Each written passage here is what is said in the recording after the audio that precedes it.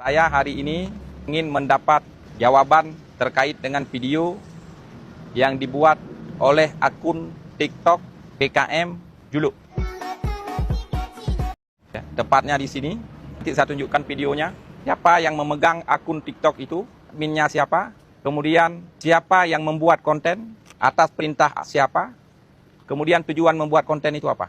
Karena saya tegaskan bahwa perintah saya, perintah semua jajaran Puskesmas, itu untuk melayani masyarakat dengan baik, tapi bukan dengan cara mengolok-olok pemerintah.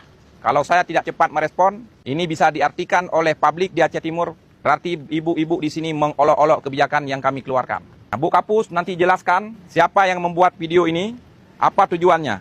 Ini videonya.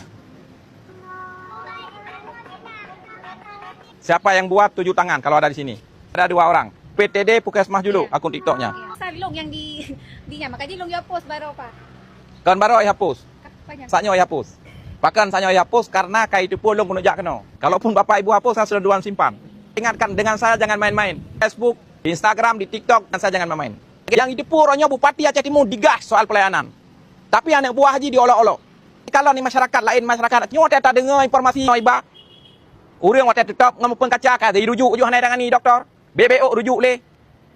Uta ci fungsi awak dro ni no. Mertoh dro urang ino di Puskesmas Juluk. Padi mertoh 80 dro. Dokter padi dro. Dokter pue dro. Jadi puta-puta fungsi man ci madum-madum yo. Ban ni berkredit abe peng Aceh Timur. Nyon mai dengar masyarakat Aceh Timur nyo abe peng ku gaji urang dron madum titun. Asi insentif-insentifnya 1 triliun. Lompet saran me duduk ha. Pegang apa kosi-kosi tapi keroro.